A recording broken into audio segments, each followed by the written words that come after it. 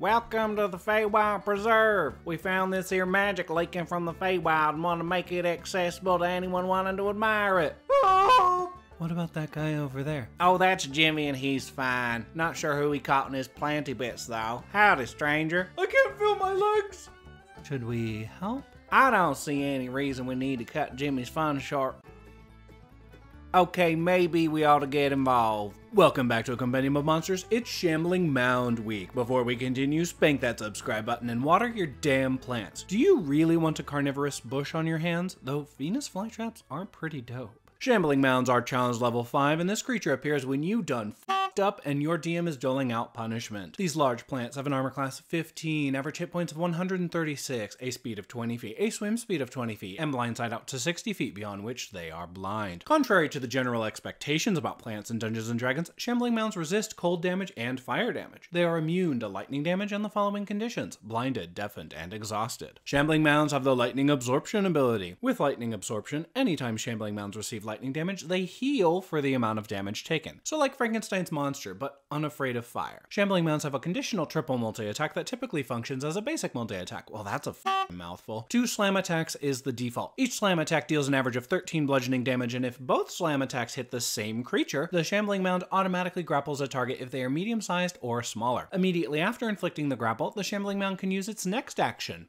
engulf. Not to be confused with an excited hug from someone you haven't seen in a while, a Shambling Mound uses its engulf action to completely cover its grappled target with its disgusting planty bulk. Engulf inflicts the blinded and restrained conditions on the creature until the creature escapes via a strength or dexterity check. Can you imagine getting swallowed up by that horrible stank and then needing to fight your way out? Come on, it took me weeks to finally clean this armor. On top of that, the engulfed creature must succeed on a Constitution saving throw or get the life squeezed out of it, taking an average of 13 bludgeoning damage at the start of each of the Shambling Mound's turns. Unless the creature holds its breath during the turn before the Shambling Mound attacks, engulf causes the creature to suffocate. As a bonus, if the Shambling Mound needed more things, an engulfed creature is forced to move anywhere the Shambling Mound goes. There are 2 pieces of good news. An engulfed creature is not eligible for a Shambling Mound's multi-attack, and a Shambling Mound's average damage per round of 39 is above average for a challenge level 5 creature. Yay! Wizards finally did it! Shambling Mounds are created in one of 2 ways. A plant gets hit by lightning, or a plant gets so hopped up on Fey magic they see the curvature of the planet and decide they're a flat earther. If you've lived long enough, you've seen what happens when lightning strikes plants. They f***ing roast. Fey magic, however, is a beautiful realm of possibilities if you're looking for your next big bad. Shambling Mounds exist with a directive to consume all biological matter in their path. Plants and animals are all fair game for these gluttons. I'd argue that Shambling Mounds are more in line with elementals than plants, though plant may be a better classification based on a few technicalities. Plants typically don't have resistances or immunities to magical damage, even if treants should be resistant to fire. However, elementals are immune to the type of damage they represent. The makeup of a Shambling Mound is the most fascinating part of the description. The animated part of the Shambling Mound, aka its brain, is a small root stem surrounded by mostly decomposed animated plant and animal flesh. By this logic, Shambling Mounds should look more like this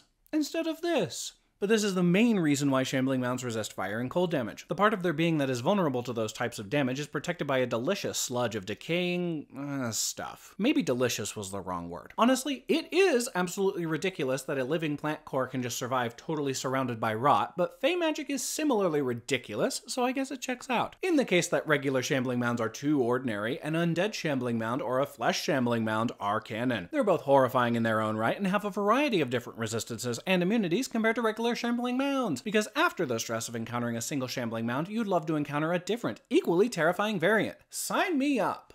DMs! Shambling Mounds are dangerous creatures that you can make appear in almost any plant-heavy environment. Swamps, marshes, rainforests, or carnivorous forests. While Shambling Mounds have proficiency in their stealth skill, their negative dexterity modifier suggests they are awful ambushers, especially since they lack the false appearance ability. As the Shambling Mound has 20 feet of movement speed, the best ways to start combat are either by having your Shambling Mound start stationary or underwater. By stationary, I mean flat on the ground and having your player's characters walk near it. Surprise, motherfucker! Your second option is starting a fight while your party is in water, which should be difficult terrain for for most of them. A Shambling Mound is an interesting creature to run because of its blind sight limitation. If your ranged player's characters are shooting arrows or non-lightning spells at the Shambling Mound, it will move away from those sources of damage unless it has engaged one of your martial player's characters in combat. A Shambling Mound's primary goal is to engulf after its multi-attack and then slowly digest its victim. If any of your player's characters use a lightning-based attack on the Shambling Mound, it will attack that character first, even if the attack comes from beyond the Shambling Mound's blind sight radius. Why wouldn't you seek out a source of damage that heals you? When you engulf one of your players or one of their allies within a Shambling Mound, remember that suffocation rules immediately apply. If you need a quick refresh, a creature who prepares by holding its breath can do so for a number of minutes equal to 1 plus its Constitution modifier, but a minimum of 1 minute. After that time runs out, the creature remains alive for a number of rounds equal to its Constitution modifier, or a minimum of 1 round, before immediately dropping to 0 hit points. After a player character reaches 0 hit points this way, they will die on the start of their next turn unless freed and given air. Player characters who are suffocating cannot receive healing nor stabilize themselves via death saving throws. It's a grim way to lose a character, especially to a barely but not really sentient compost heap. Shambling Mounds have an intelligence score of 5, which is 50% below average. They're smarter than a lot of instinct-based creatures, but there are firm limits on the Shambling Mound's ability to make battle plans or adjust their approach to combat during a fight. They have resistance and immunity to very common types of damage, which effectively doubles their hit points against most caster classes. 136 average hit points is already near the top of a challenge level 5 creature's expected value. Double that?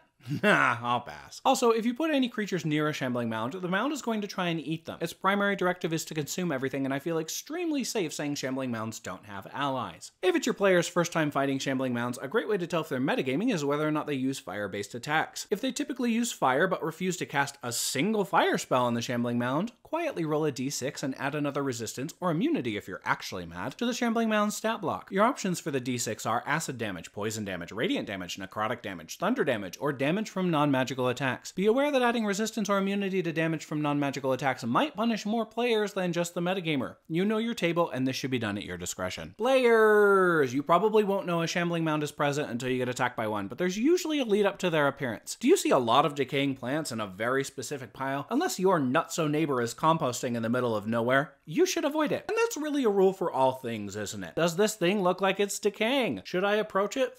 No. If your allies get engulfed, have your lowest damage dealer take the help action to aid that ally in their escape. If you're not familiar with the incredibly useful help action, it grants your chosen ally advantage on their next skill check, or you can grant that ally advantage on an attack against a creature that is within 5 feet of you. If you want to go the comical yet iconic route, cast Thunder Wave. Typically, the spell is met with groans from fellow players as you force them to save against fairly low damage and an obnoxious knockback, but Thunder Wave can both damage the Shambling Mound and free an engulfed target. The wording of engulf does not state that the engulfed creature has total cover from outside attacks. Rules as written, you can break a grapple on another creature if you move the grappler or grapplee more than their grapple attack distance from their target. In this case, the Shambling Mound's engulfed target only needs to move further than 5 feet away, and Thunderwave can do 10 feet in any direction. The best part is the engulfed target can choose to automatically fail their saving throw, and Thunderwave is only a first level spell. Sure, the Shambling Mound might also fail its save, but with a +3 to its Constitution modifier, it's not an unreasonable gamble. Plus, if this works, just think how funny that would be. Just have a healer on standby. If all else fails, quickly use a single fire spell to demonstrate to your DM that you aren't metagaming, get annoyed at the description of the Shambling Mound resisting fire, then proceed to blast it with radiant, necrotic, and poison damage. Anyways,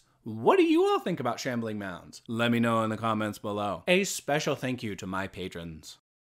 And thank you all so much for watching. If you enjoyed this video, please hit that subscribe button, smash that like button, share my video on your Twitter, Facebook, or other social media, and make the leap to become one of my patrons on Patreon. I'll see you all next time.